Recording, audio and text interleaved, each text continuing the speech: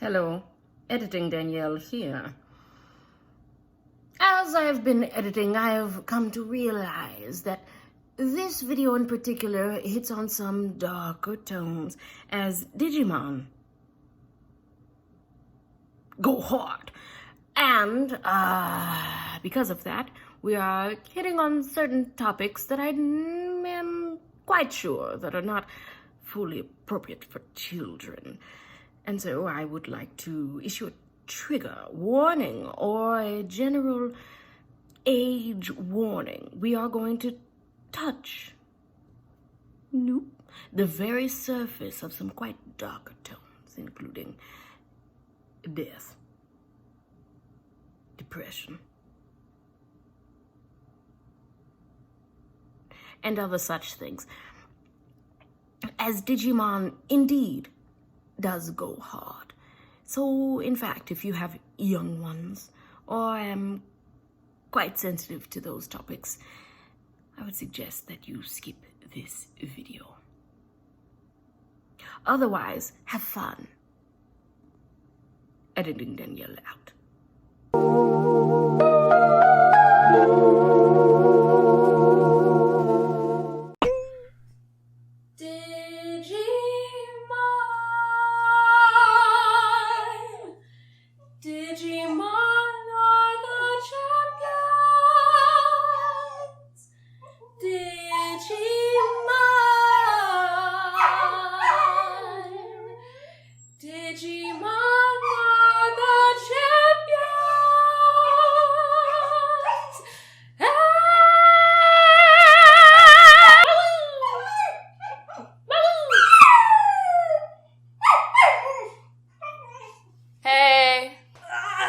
Hi, Digimon is better than Pokemon in every conceivable way. Please @ me on Twitter. I'm tired of hiding. I'm tired of hiding and being right. This video is all opinion. I am talking about the first several seasons of Digimon and the first several seasons of Pokemon because those are the only seasons I've seen, and thus the only seasons that matter. All of this is opinion and does not reflect the creative process by which both of these studios and creatives went through to create these creations of creating.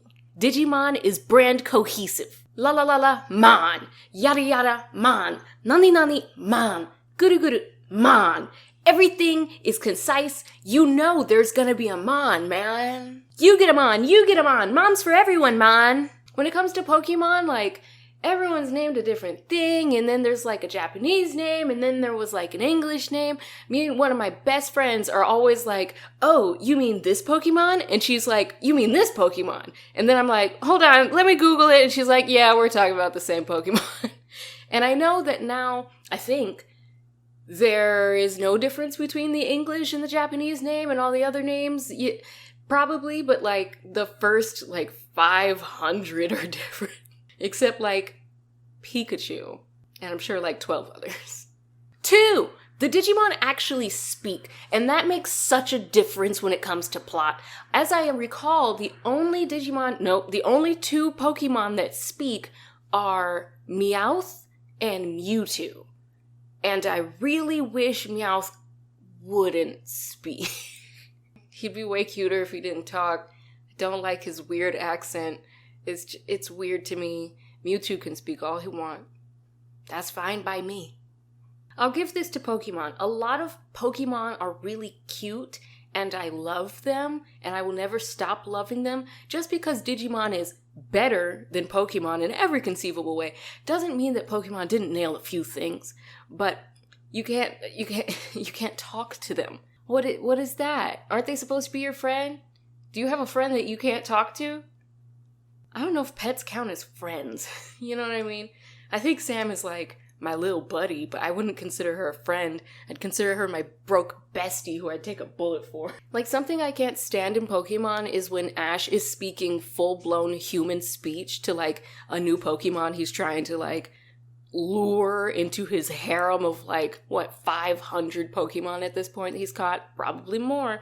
And he's like, and that's why I want to be the best! If you come with me, insert Pokemon name here of the week, we'll be best friends, and we can beat the Elite Four together. And the Pokemon's like,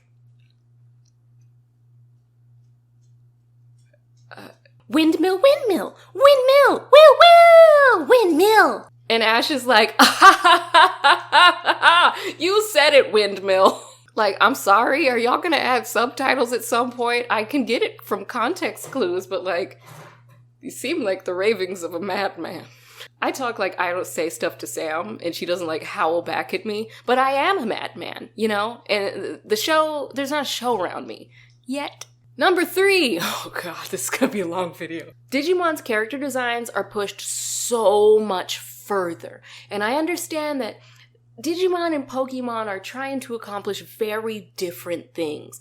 But strictly speaking, on the rule of cool, Digimon has graduated from school. Just let me have this. Ultimates in particular. Oh, for those who don't know, Digimon has several levels of a Digimon. So there's something called a rookie, which is your intro level Digimon. Usually this is the stage of a Digimon where like the human character meets the Digimon and they bond with each other, and then their friendship grows, and then something happens and it's time to digivolve. Not unlike evolution. There are key differences though. We'll get there. Then from the rookie stage, we go to a champion. Digimon are the champions. A champion usually takes the rookie form and expands on it, not unlike I'd say the difference between a starter Pokemon and their third evolution in Pokemon. It's just that, but bigger. But Digimon doesn't stop there. Beyond champion, there is ultimate. And then beyond ultimate, there is mega. And then sometimes there is more than that. And it's a whole situation. We'll get there. Usually my favorite digivolution in Digimon is usually sitting around it's giving ultimate and mega because I'm an edgelordess. Pokemon is trying to sell merchandise. Digimon is trying to introduce you to BDSM. I'm not sure if that's gonna make it in here, but it's true. Pokemon are pals, Digimon are daddies. But am I wrong? You're gonna look at me and tell me that I'm wrong? Okay. Digimon have much more intricate designs. There were many iterations of the toy lines. I had quite a few myself. I gave them to charity, and I regret it. Digimon also tend to be much more anthropomorphic, becoming more and more human as they continue to digivolve, probably because of the input of their tamers or homies, the human counterpart to them. It's usually, they become more human as they digivolve, and that's been very interesting. Don't Google any of the Digimon I'm going to mention. Don't do it. 4. Digimon are fashionable. The Digi-drip cannot be missed. Digimon tends to sport a lot of leather, a lot of studs, a lot of statement pieces, a lot of belts, a lot of things that would actually be worn. Like, look at this. Literally look me in the eyeballs and tell me this is not an outfit from right now. I want to wear this to Coachella, but I don't want to go to Coachella. Number 5, cosplay for Digimon is so much cooler. There are a lot more, because a lot of the designs are so much more anthropomorphic, so much more human. You can really cosplay as a lot of the human characters, a lot of the particularly ultimates and mega evolutions, digivolutions of the Digimon. Whereas with Pokemon, I mean, you can cosplay like the human characters. Their designs are very simple, and there is strength in that for marketing purposes. But there's really not a lot to work with in terms of cosplay. You'll have to bring a lot of interpretation to it, to the point where you might not even be recognized. But, you know, if you're going for like a simple cosplay, it's a good entry point. But Digimon is for professionals, and it's awesome! I also feel like if you wanted to cosplay as a Pokemon, like a Pokemon from Pokemon, you would have to go with like a Kigurumi, like the onesie. That's the closest thing we have, is like a onesie situation, and that's like, you're kind of just in pajamas, which again, simple, fun cosplay. Or you could cosplay Lap Bunny. I want to cosplay Lap Bunny, but I don't have security details, so I guess I can't do that. Number 6, this is huge! Digivolution, for those who don't know, can go backwards and forwards. Whereas Pokemon evolve and them things stay evolved, Digimon, rookies can mega evolve straight to mega at a certain level of like experience and battle savvy, and then that mega can downgrade to an ultimate if perhaps, I think this happened once, there's literally a Digivolution where their mega form was too large to get through some boulders or something, so they de-digivolved to their rookie form, squeeze through the boulders, and then re-mega evolve to get out and bust the rocks. It was awesome. It's so much more convenient because it plays into the everyday life of the series. We'll get to that later. Speaking of evolution versus digivolution, let's talk about animation. All right, y'all are just gonna have to bear with me. Animations of digivolution are so freaking dramatic. There's like this one particular sound effect cue that like, as long as I live, if I hear anything remotely like it, I'll be like, Digimon.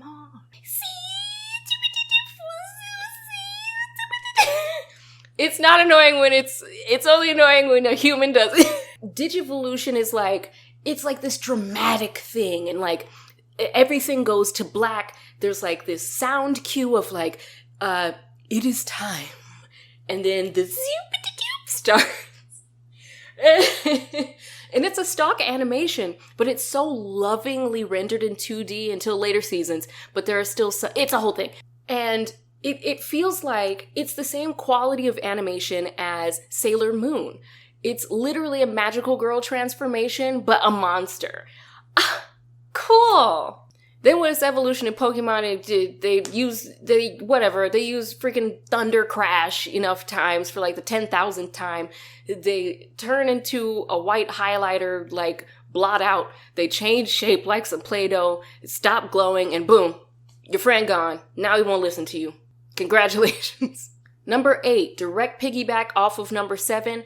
I do not like. I actively, even as a child, I found it so frustrating in Pokemon where you would put in so much like grinding and you just fall in love with this cute little like friend of yours that you make fight. And like you get like all these new moves and you've just been through so much together and you might have had some close calls and you've been battling and you're really attached to this little fellow. And then you use Thunder Crash for the 10,000th time and they're no longer your friend. They have a completely different personality, completely different look. You'll never see your little cute friendo again. And that hurt me so much. Like, I think a particular one that just made me so angry was Dragonair into Dragonite. I will never forgive the character designers. You have this sleek, beautiful little scarf up a Pokemon, and all of a sudden it's this, just like, hello kids, like it's giving Barney. It's giving Barney. I want my cool unicorn scarf dragon back. But if I want Dragon Smash, then I have to evolve it. I don't like that. There are certain evolutions that completely take the charm and niceness out of a Pokemon, like Charizard. Charizard looks awesome. He's about this tall, which surprised and ruined all of our lives, I know, collectively. But like, I adore Charmander. And then Charmander evolves into this little loitering outside 7-Eleven at 2 a.m. teenager, Charmeleon. And that's just its personality. That's the personality of that type of Pokemon. I don't like that all individual Pokemon don't have a unique personality and spirit. Like, literally, they do... they do... Nope. Like, you hold a rock near them, and then they're not your friend anymore. That's like, why didn't they show that to us when they were doing the War on Drugs? That is, one crystal can really change your personality. I gotta go. Sorry. As far as Digimon, it's your same homie. The same homie you got when they were like a little ball cute thing with like a little tail and big anime eyes. Like when it's this beautiful lady with a sword later, that's still your homie. Except when they do like an arc where like it's an evil evolution for a second. But that only lasts like 3 episodes max, so Number 9. Pokemon just really not. There's some serious cognitive dissonance with Pokemon. That is probably the nerdiest thing I've ever said in my life. I'm so happy it's over. It happened. Actually, it's more like ludonarrative dissonance. Alright, that's the nerdiest thing I've ever said. Pokemon touts that, like, Pokemon are your friends. They're not your friends. They are 100% absolutely pets. And if not pets, they're like service animals or meat. Where are all those Tauruses going, y'all? I know not everybody in this world eats berries. Like, they largely have to fit the mold of human society. They're like ranched. Tauruses are ranched, and the milk tanks are milked. They're cows. Like, largely, it's not like a partnership. Like, they're your pet, or they're your service animal, or they're your dinner. Come on, Pokemon. Own up to it. Wow, I'm taking this way too seriously. But with Digimon, they live with you, they talk to you. There's like, they know they're meant to fight. Digimon know they're meant to fight. And there's really no dissonance about it. They're like, yeah, I'm here to punch, and I want to. Will you help me punch better? It's like, we'll shoot. Sure. They literally live with you, they talk with you, get to know each other. Like, in season 3, the main character, Takato, there's like an entire arc, and it lasts a long time because he's a child, I believe. He's in like middle school, and he gets a Digimon. His Digimon is like as big as probably like how large are children? Like a ninth grader, perhaps? And like big, he's a dinosaur. So like Takato has to hide this big old dinosaur he cooked up from his parents. So like there's this whole slapstick kind of situation, and then he has to like dig out a hideout. He's got to make sure no one like can find him. Then he has to train his Pokemon like a dog because he's like a very young Pokemon. It's Digimon, dang it. That's gonna happen a lot, I can tell. It's like a whole plot situation. It's not a contrivance, because if his parents find this dinosaur, they're gonna have a problem with it. Also, he has parents. We're gonna get there. Also in season 3, there's another Pokemon, Renamon, who straight up helps her tamer, Rika, make straight up money. She making money.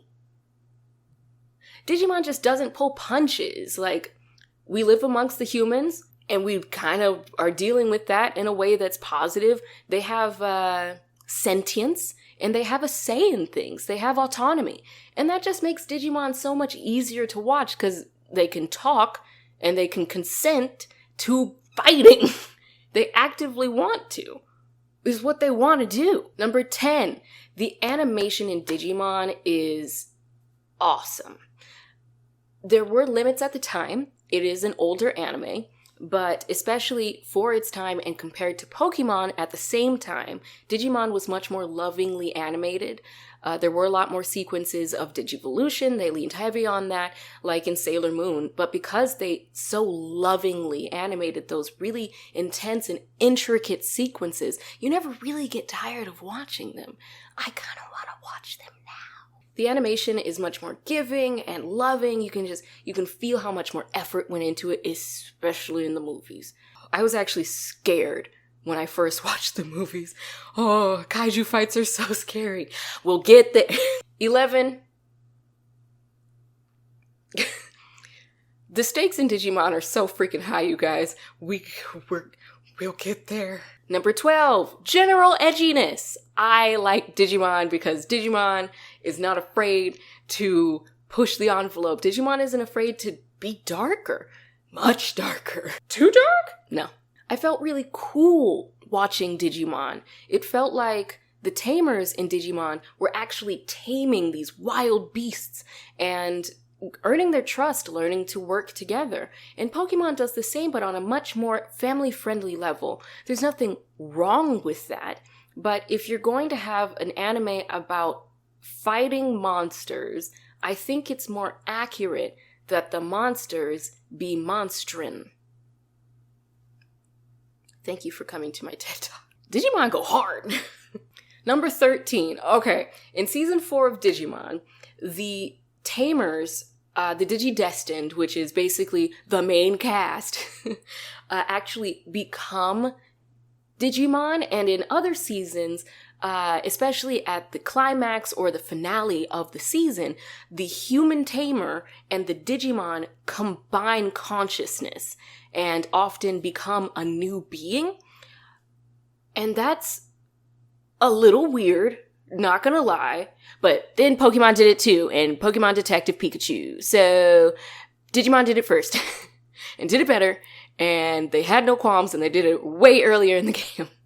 Number 14, the age of the characters in Digimon actually changes. I know that there's been so many conspiracy theories about Ash is a ghost, Ash is dead, Ash is in a coma, Ash is the spirit of Christmas past. And I know in recent years, Ash has actually finally aged. I think he's 15 now, and I think he might have been 10 during the seasons I watched.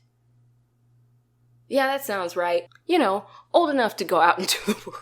But from the first season to the second season, the cast, the DigiDestined in the first season, actually are in the second season, and some of their younger siblings cross over too. And it's been a time skip. The DigiDestined were in a summer camp, I think, going from middle school to high school, or they were in middle school, maybe 6th or 7th graders, and then in season 2, they are like sophomores in high school. It's like a pretty substantial jump, especially in adolescence. Like, you're changing every day. So it was so interesting to see how their relationships grew, how they grew as people, how they receded as people. A lot of people tend to take issue with time skips in animation. Personally, I've tended to love them. The only thing I don't love about time skips is when we go backwards. I don't care what happened. I already fell in love with the characters as they were in the present at that time. I want to see them continue their story, not how we got here. You already told me everything I needed to know. I don't need to see what you look like as a baby. I don't care. I want to know what you look like as a parent. Let me see your baby. It was really interesting to see a rift starting to form between my two favorite characters of season 1, and to see how they navigated that they were being so immature and that they had gotten past this. It, like, lessons learned and relearned. It was very cyclical. It was an earned moment. Like, it's a really good show, you guys. They had to overcome their differences to set a good example for their younger siblings and the next generation of DigiDestined. It was also so interesting to watch the original DigiDestined and how they interacted with the digital world, how their presence affected the digital world, how Digimon were coming to understand aging at all because they don't age. It's these implications. They actually explored them. It's a really good show, you guys. Oh my god. I just looked at my script, and number 15 is parents having. And I kid you not, it is 3 paragraphs long. Parents having is a super interesting factor of Digimon, because in Pokemon, where your mama? Oh, she kicked you out into the grass when you were 10? You ain't seen her in 30 years? Oh no! Or is it 20? I don't know. Who am I looking at? There's no one there. Now, in a lot of adventure series, particularly animes centering around young children, parents are treated as obstacles. And they are, because if you have a mom, or you have a dad, or you have 2 or 1 of any guardianship at all, they're gonna want you to not play with monsters in the street. I guarantee it. But Digimon doesn't shy away from having parents. They're actually an integral part of the narrative. Like I previously mentioned in season 3, Takato has to hide his big old dinosaur from his parents, who own a bakery, and then Takato has to work at the bakery, and Leomon, his big dinosaur, doesn't understand the concept of working and crashes his shifts. It's a whole thing. In season 1 and 2, there are characters Matt and TK, who are brothers. They live with their father, as the father and mother are divorced. Not only are their parents, there's real life things that happen for real. Matt and TK's dad is like a straight up single dad. And he's doing his best, but you can tell, because it's explored, that he's doubting himself as a parent. Matt and TK bemoan his shortcomings, and they wonder where their mom is and why things didn't work out. They are trying to understand what it is to be in a separated home. In Digimon? The show about the Digimon? Yes! Rika, who I mentioned also in season 3, her mom is a supermodel, and Rika is a tomboy. By today's standards, she's just like a Gen Z, just regular Gen Z. I would wear this. I would actively wear this. Should I thrift this outfit? I really want to. Her mother only has one child, and it's Rika, and she was so overjoyed to have a daughter that she unfortunately doesn't pay attention to what Rika's interests are. She only plays into her own interests, trying to mold her daughter to fit what she would like her to be instead of listening to her daughter. Also, her father is not in the picture. They are divorced. Digimon, pulls no punches. Her mother doesn't allow Rika to be her own person. She feels coerced by her mother. She withdraws from her mother, feeling as though she can't confide in her.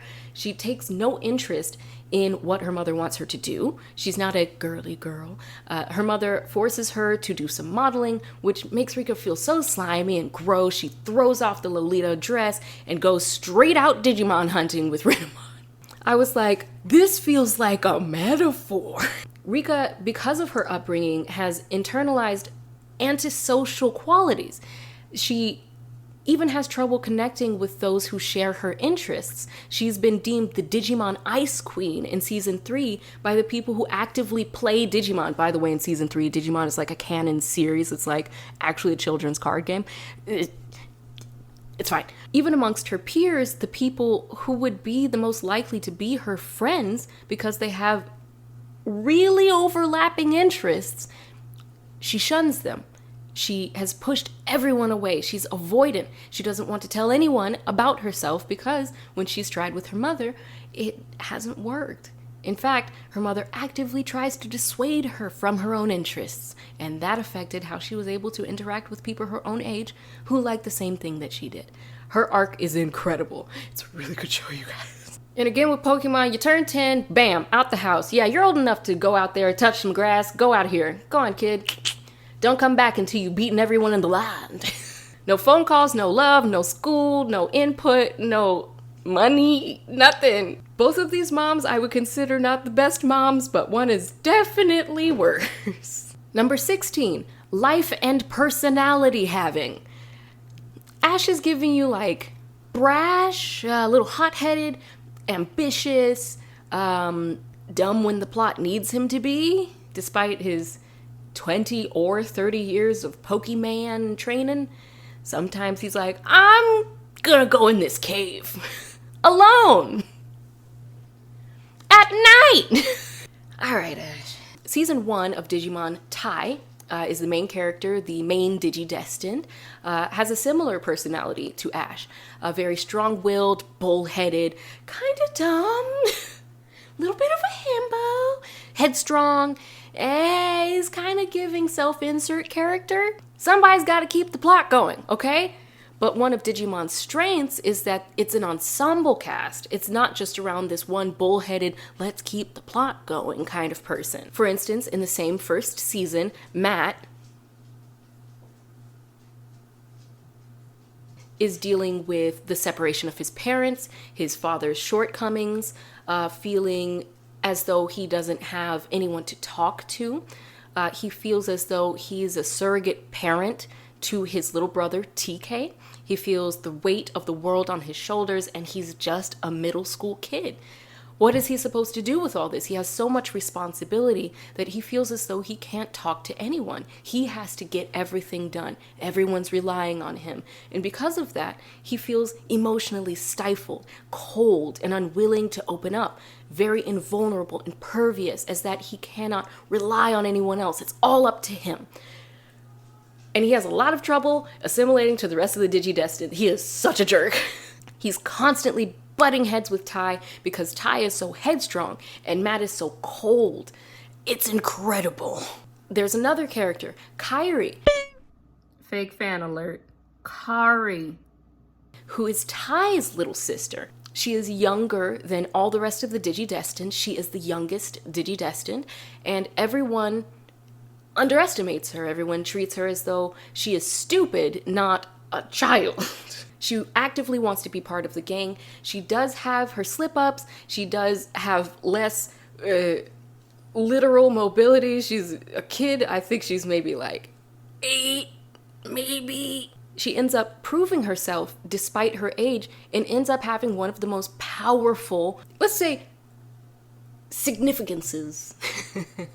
And certainly one of the most powerful Digimon in all of Season 1 and in Season 2. Kairi don't pull no punches. Kari don't pull no punches. It's a really good show, you guys. I've only described like 5% of the cast because it's like 4 seasons of ensemble casts and it's humans and Digimon. So there's like at least 20 like characters per season and you love them all. It's awesome. Number 17, motivation to do the plot.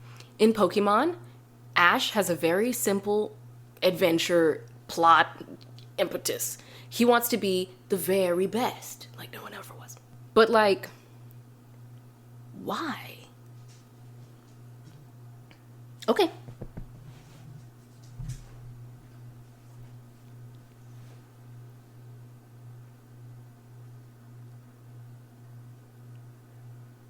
Do you want to be the very best, like no one ever was? To catch this Sim as my test, to train her as my cause. I will travel across the Sam, petting far and wide. Okay. Like, does anyone know why he wants to be the very best? Like, just for pure bestness? For like spite? Is he trying to prove something? Is he not allowed to come home until he's the very best? Will his mom not give him the coordinates to his dad until he's the very best? Leave those balls! Leave the ball alone! Oh my god, I can't let you have these, I'm filming. I still don't know. I think Ash just wants to be the very best to be the very best. I don't think that Pokemon understood at the time how large Pokemon was going to be. None of us did. I wish they had come up with a backstory. Maybe I missed it? Comment below. For Digimon, which for the most part hosts a different cast every season, save the first and second cast, wherein there are some new characters that are very focused on, there's a different cast every time. And boy, oh boy, they gotta plot that plot. They tend to be ordinary people in extraordinary situations and circumstances. That's it. Season 1, vibing at summer camp, and then falling into the sky before Kingdom Hearts made it cool. Kingdom Hearts! Simple and clean is nothing like the plot of this stupid game. It has my heart though now. Turns out there's another dimension full of digital beings because internet. They just want to go home. How do they get back home? Why is this talking dinosaur following me around? Plot time. Season 2, same kids, a little bit older, some of their younger siblings, some new kids. The digital adventure of Season 1 has affected the first cast, but in what ways? And now that their adventure has been wrapped up, or so they think, they have human lives to live out. How are they going to handle that? How do they balance going to the digital world to see these friends that they are bonded to for life and school. The new DigiDestined, some of them are fresh-faced, some of them are related to the original DigiDestined. They just go to the computer lab and get sucked into a computer. Oh no! What does this mean for them? What is the digital world? Why do I keep getting sucked into this computer? Who is this dinosaur that keeps following me around? It seems that there are attacks in the real world that only we can fight off. Guess I got a plot. Season 3. Forget everything you know. Call your therapist, call your physician, call your psychiatrist, call your mom, call your dentist. It's about to go down. Season 3 is by far the darkest. In this world, like I said before, Digimon is a published franchise. It's a real thing. It's a card game, but it's not a real thing. It's just a card game. Just kidding. Digimon are operating in the real world and killing people. Oh no. Oh no. There are events, there are tournaments, there are cringy fan artists, and the main character is one of them, Enter Takato. He does weird things like create original character Digimon. Wow, who would do that? Then, through dubious methods on a fateful, rainy, very dramatic night, his character comes to life, steps out of the digital world, and starts following him around. Who is this dinosaur that keeps following me around? He's taller, so that's why I'm looking here. Do other people have Digimon? What does this mean? How am I supposed to hide something that's taller than me? Mom! I would go off on the plot right now, but we're gonna get there. Season 4. Forget everything again. Clean slate. Digimon doesn't exist in this world. It's a whole thing. It's fine. It's a whole thing that it's not a thing.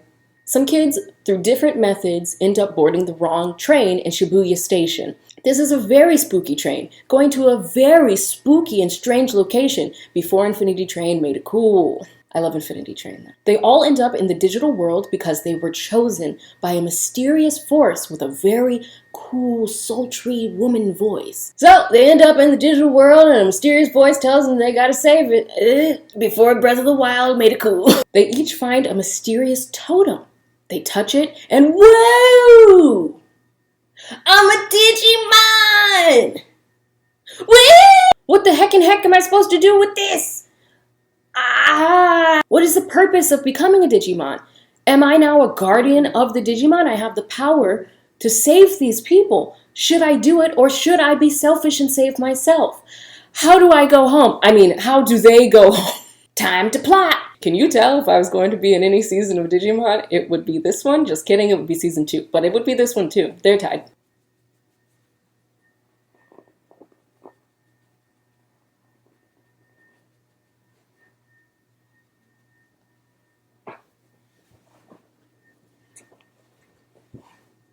If you were a Digimon, you'd be called Sniffmon.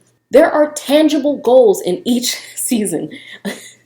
Some much more powerful and some with much higher stakes, you know? But all of them have a reason to continue, a reason to do things.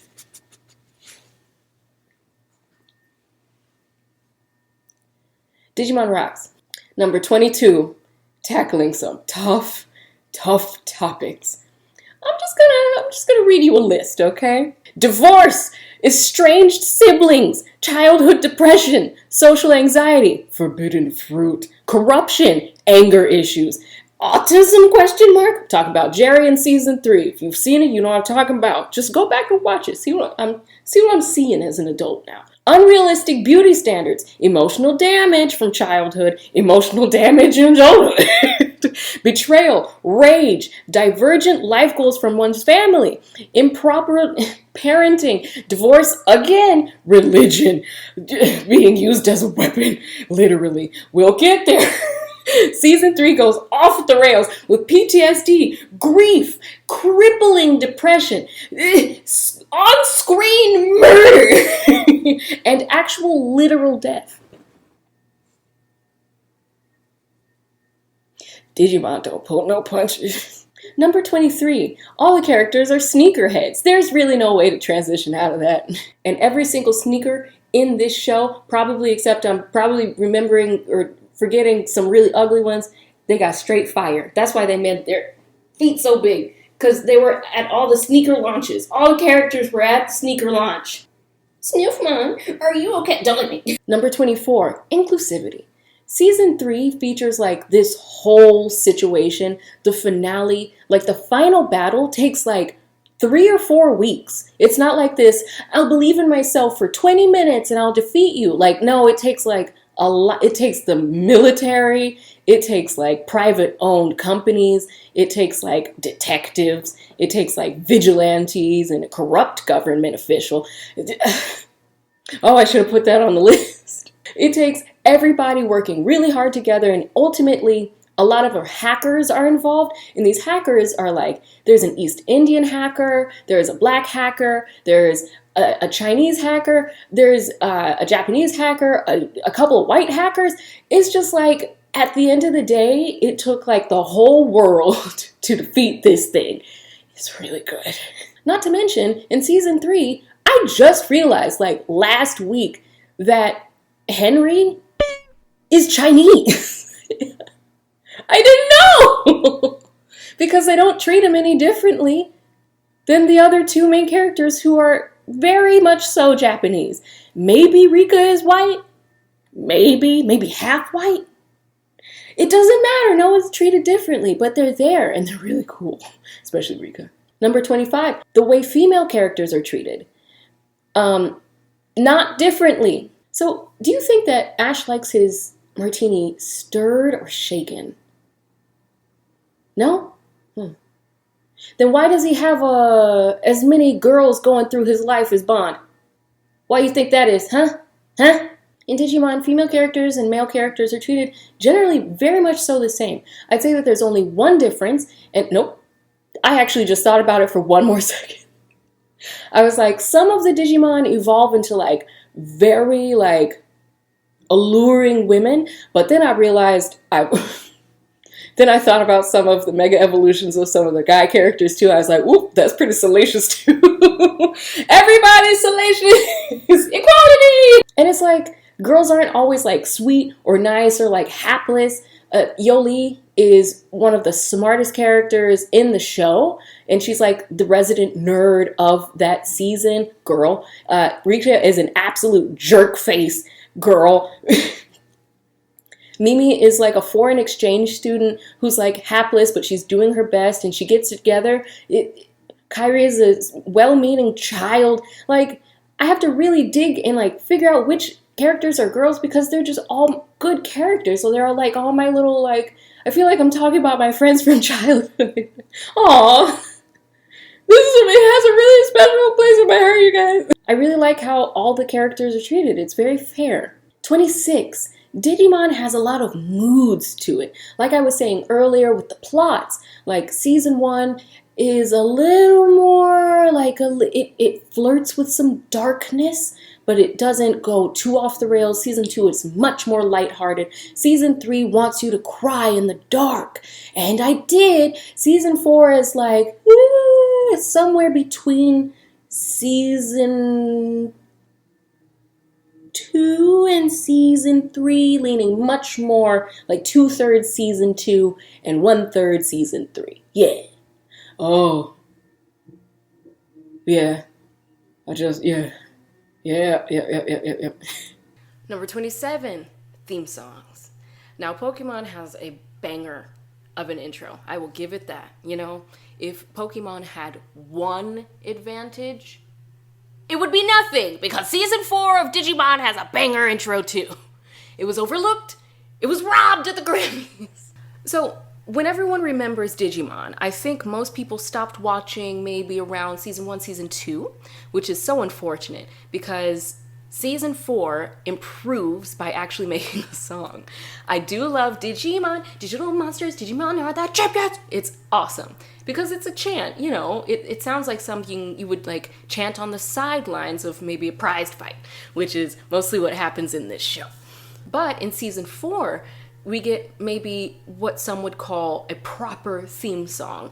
And it goes a little something like this. Look to the past as we head towards the future to reclaim the digital world.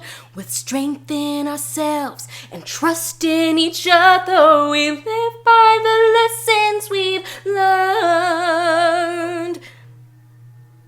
As we head towards one solution through a spirit evolution. High on Kua, high on Kua, Digimon, forever united as one.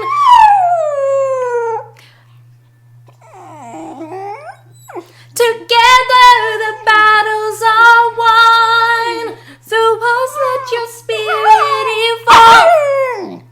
If we're all for one word, there's no word for us all. If we're all from one word, there's no word for us all. Digimon. Sniffmon, why are you acting like this? Sniffmon, no! Number 28. Look at my box set. It's seasons 1 through 4, the only seasons that exist. It's on Hulu now, but I still have these. It came with a free poster and I don't know where I put it. Number 28, Leomon. For those who have watched the series, there's this one dude named Leomon. He look like this. No spoiler warning, but spoiler warning. Every time you see Leomon, it's like seeing Sean Bean. You're just waiting until he gets killed, and he always does. In season 3, it makes a really big difference, though. Number 30. Here we go. Let's talk about the stakes. Let's talk about the bad guys. Let's talk about what's actively the antagonist or the catalyst for each season. Now, we'll start with Pokemon. It's just the same lame groups over and over again with some nonsensical, like, we're Team Rocket, and we want to gather up every single Pokemon for world domination. I don't know, what would that do? That's like gathering up all the squirrels. Like, it'll be pretty chaotic for you, but I don't really know what you're planning to do if you get all of them. What are you gonna do? You got that much food? You really have the facilities to take care of all the Pokemon in the world? Okay. Sure. Team Magma, they like want to activate like some legendary or something to like get a volcano to erupt or something. I don't really understand their plan. Then there's like Team Yell, like Yell, and their quest is to simp for Marnie. And that's a noble quest. They get a pass. But like, come on, team. You clearly need a coach because you're not getting it done. You gotta hustle. You gotta move the ball around. Now when it comes to Digimon, you'll have like your introductory baddies. Like, it's basically mini bosses from the start. There's really not a lot of fights that aren't like, but like, you can die though. But like, they can actually kill you. And Digimon don't come back. So there's like kind of reincarnation, but like, it's really playing with fate. So like, as you're being introduced to the characters and like you're getting used to like the new DigiDestined are getting used to like having Digimon, realizing the Digimon and real blah, blah, blah, blah, blah. There's like mini bosses, but they like hurt you. Like, you can get got. Season 1, bam, kaijus. Like, it gets to Godzilla level. Season 2, bam, depressed STEM major with too much time on his hand and social anxiety and depression. Can't make friends? I think I'm gonna end everybody. Interesting. Then, later in season 2, bam again. Another bigger kaiju fight. Oh my god. Season 3, bam, the government. Corruption within the government and a private vigilante group trying to keep government secrets from the public at large. Once Digimon start coming through and freaking people out, there's mass hysteria. There are missiles, there are bombs, there's like, they're talking about nuclear options. It's really intense. there's like a romantic subplot, and there's Steve Bloom. I'm just kidding, but there actually is Steve Bloom, and there actually is depression again. There's the Chinese zodiac. There's a bunch of archangels. They're really scary. There's literal death, like on screen, visceral. Not it was pretty bad. It was pretty horrifying. Season 4, bam, death. Somebody literally, spoilers, someone literally falls to their death. I don't know if I've mentioned this before, but Digimon, don't hold back. Digimon, don't pull no punches. And then if that, it gets worse. And then there are these two, like, right leading up to the worst boss. Like, there's this whole, like, deforestation plot. They're, like, literally destroying the digital world, which in turn is, like, destroying, like, souls. They, like, have to save the souls of Digimon. They have to, like, round them up and, like, save them from certain doom and destruction. And then they destroy the life cycle. They destroy the place where Digimon are reborn. So they, like, literally, like, cut off the life stream. It's like genocide, you guys. Like, the stakes are, like, really freaking high. And just when you think it can't get worse, Satan.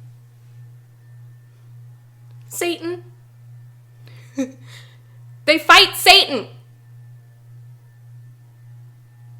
Digimon go hard. The series it's insane. This series is crazy. I love it.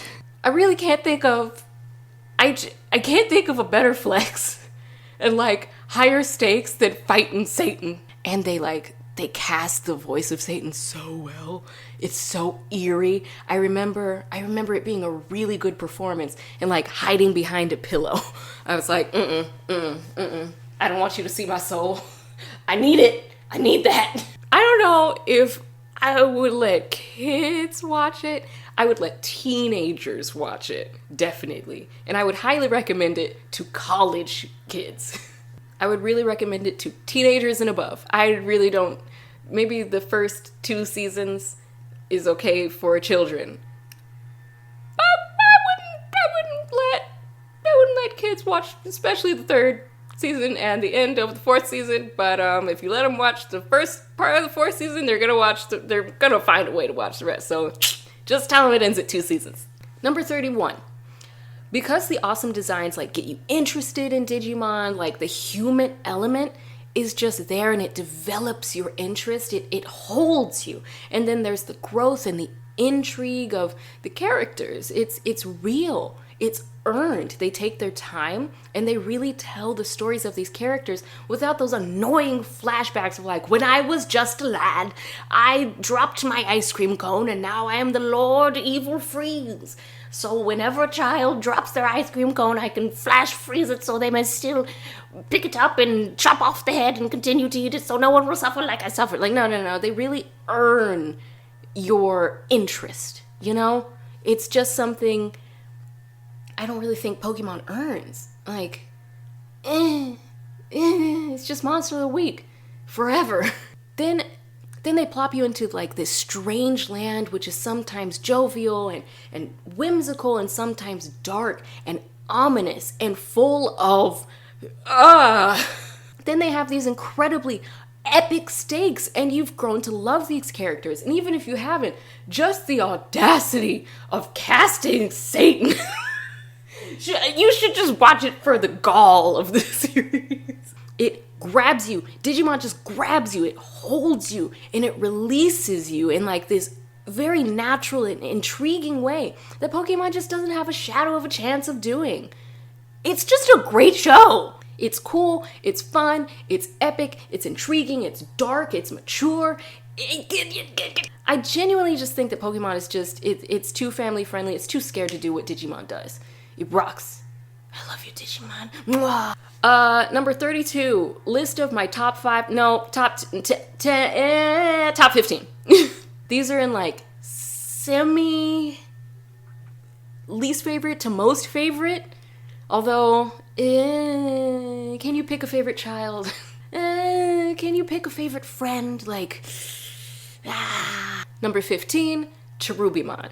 Cherubimon is from a bunch of seasons. I think he's in season 2, the movie, and maybe season 3 too. Cherubimon is like evil adjacent.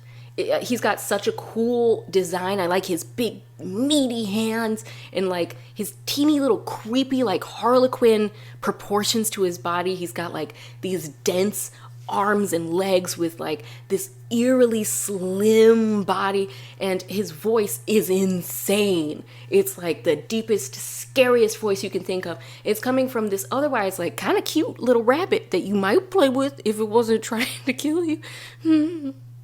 I respect Cherubimon. Number 14, Taomon. Taomon is so cool, you guys. Taomon is from season 3. It's kind of a similar aesthetic to Cherubimon with these large, like, claw-like appendages. I also love how long her sleeves are. It's very rare that you actually see her hands. When she does one of these attacks, she actually writes out the calligraphy that she actually writes, and it emanates and it goes forward. I thought that was a really cool detail. I really like her. This is all from memory, by the way. I'm not looking at these things. You are. I know what they look like. I like her shoulder pad thingies. I like that she has a fox face and she didn't go immediately to beautiful lady, because this is Renemon's ultimate form. I like the color palette. I like that it's complementary colors. And I love this voice actress. I actually don't know who it is. That's weird. Number 13, Garudamon. Garudamon is from season 1 and 2. I think you're starting to see a theme here. I like the big meaty paws with like the small head and like the powerful, like a balance of masculine and feminine traits. This is a male Digimon, but it was kind of a whole thing for English translation. The rookie form of Garudamon is a little pink bird, and it's a boy, but because it was pink, they cast a female voice actor to play the bird, and then things got more and more male, and everyone was like, what? So, I don't know, I just think he's cool, and he's still one of my favorites to this day. Number 12, Black War Greymon. Black War Greymon is from season 1 and 2. Black War Greymon is so cool. This directly appeals to my inner tomboy who still lives within me. Oh, it's so cool with the big, he's got the big feet and oh wow. All 4 of these Digimon silhouettes are actually very similar. I've never thought of it this way. Huh. He's just so cool. He's like a knight / knife. It's pure cool factor. There's really nothing more to it. Also, his voice actor is Steve Bloom, whose work I have always adored since I was a child, and I still adore his work. Nefertitimon! How cool! First of all, I saw Nefertitimon when I was currently, at that time, obsessed with Nefertiti. So that was extremely cool and fun. I love her big, soulless eyes and like her chunky, made of some kind of granite head and her unmoving hair. I think that cats are very elegant creatures, and they're built in such a beautiful, streamlined way. And I loved the reveal of this Digimon. It was very exciting. It was kind of a fusion Digimon. It was in season 2. Next, Kazumon. Listen, I would wear this. I said that before, but I just wanted to re-say this. In a heartbeat, I would cosplay this woman. There are a few other Digimon I would cosplay before her, but look at this. Tell me somebody didn't wear this to Coachella this year. Tell me. She's so cute and lovely, and there's just this beautiful feminine grace about her. I mean, she's just a lady. Like, this is a Digimon, but like, she's just a lady. She's from season 4, wherein the DigiDestined transform themselves into the Digimon. They don't have Digimon partners. They merge with the spirit of a Digimon. or like a guardian spirit and become a Digimon. So like she has an excuse to just be a lady, because she is a lady. She's a person. She's a human that turned into a Digimon. Next, Flame Dramon. I had a toy of Flame Dramon and I gave it to charity and I regret it. That sounds so crappy, but you know, I was moving, I got a little overzealous, and I wish I would have kept it for sentimental purposes. I might go on a tirade to recollect like high-end quality figures of all my favorite Digimon. I might literally get all of these figures, all 15. Maybe it'll be like a quest of mine, who knows. Flame Dramon is just really cool. I loved his voice actor. I remember I had a huge crush on his voice. Digimon is a really big reason I became a voice actor in the first place. I really enjoyed the work on all of these seasons, and Flame Dramon, I had a huge voice crush on him. I was like, ooh, you sound like someone I want to be with. Also, Flame Dramon looks really cool. Look at him, he's so cool. Blue dragon flames. Cool. Oh, and Flame Dramon is from season 2. Oh no. Okay, before I put this next one up here, don't judge me. This next Digimon is one of my original husbandos and is still one of my husbandos. Anjumon. You're trying to sit here and tell me I had a choice? How am I not supposed to fall in love with that? Tell me. He's got the hair. He's got like one of my favorite things in the rule of cool, some kind of blinder or visor or something that blocks the eyes so you can like remove it. It's like, oh, your eyes. Wow. I didn't care much for his voice. I do remember that. It was very like, TK, get back. It is time for you to be safe. I banish thee. Like it was giving very much so like old school D&D, like giving like high elf, but not the good kind. Giving like Brennan from Fantasy High elf. But look at this design. That more than makes up for it. Moving on. And Anjumon is from season 1 and season 2 and the movie. Next, Lilymon. I didn't have a choice. Look at her. She's adorable. I love her. Oh, she's so cute. And I love tulips.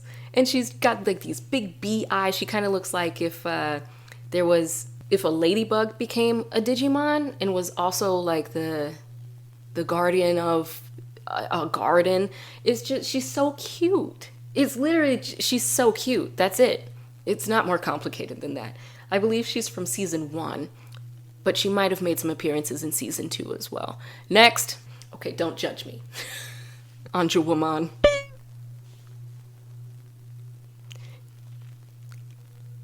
Please point on the diagram where it isn't drip.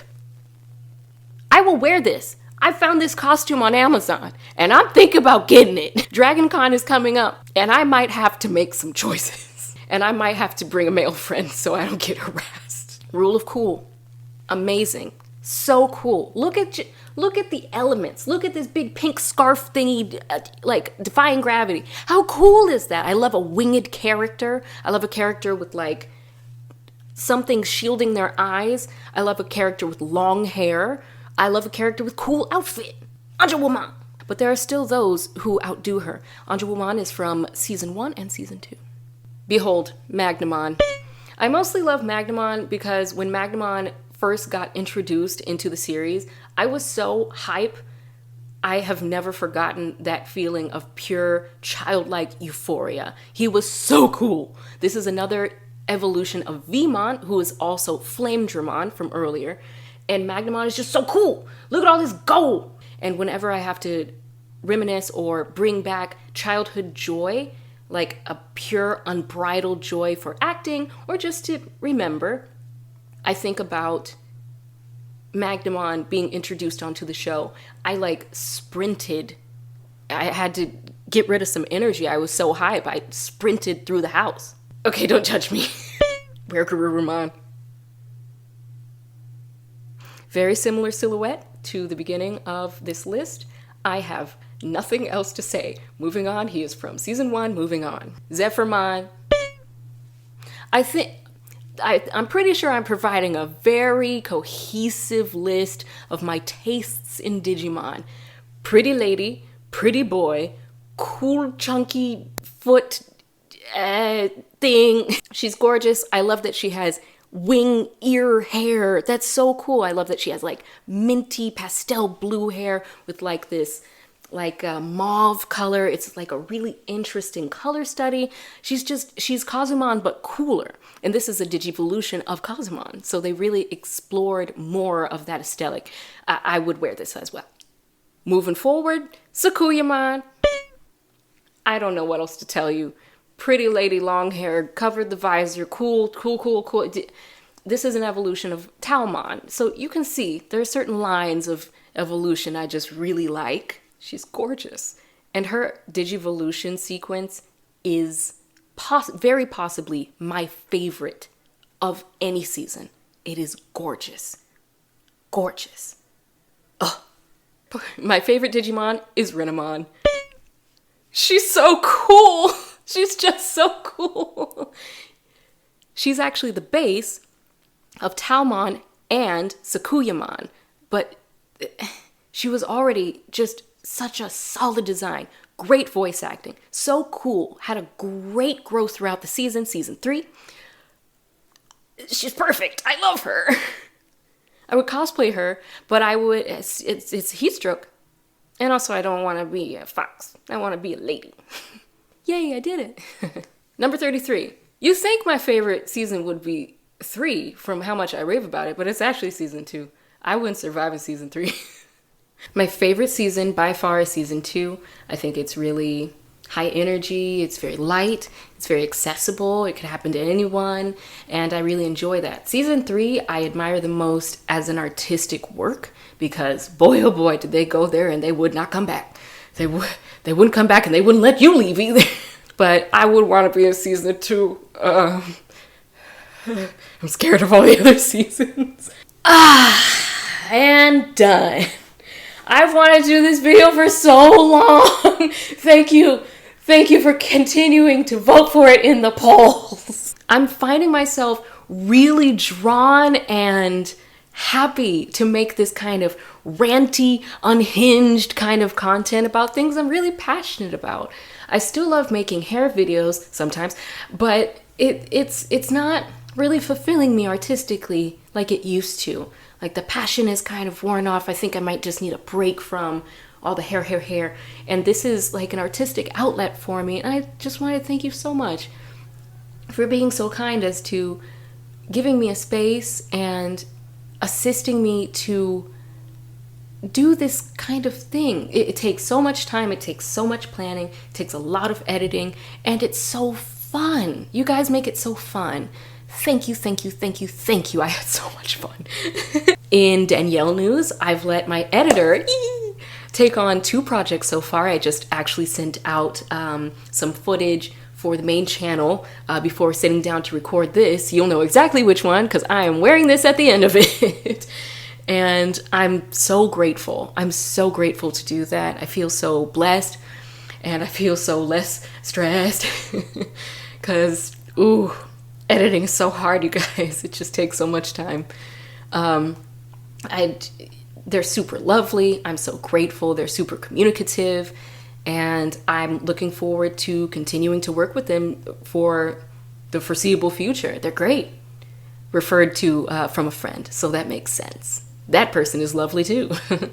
What I'm thinking right now, because of the last 2, including this one and last month's, what am I saying? This month and last month's exclusive videos, how I've been feeling about them, scripting them, like brainchilding them, rough drafting them, like really creating a script that I'm excited about and like actually putting it out there.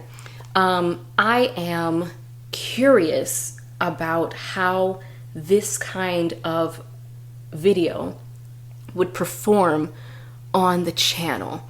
The only thing that's sustainable as a content creator is to do what you're passionate about. I'm a little scared because it has to perform. It has to. I gotta pay for the light and the food and the gremlin. This is a foot. you know, so I'm working my way up to it, guys. You see me. You're helping me do it, actually. I really appreciate it. And yeah, that's kind of where I am. This has been so fun, and that's that on that. Thank you so much for another month of support. I appreciate you more than I think you will ever know. And I look forward to... What else am I even going to put in in the polls now that Digimon versus Pokemon is gone? Oh, who will be the fairy godmother of the poll? Who knows? But thank you so much, and I'll see you guys next time. Okay, bye.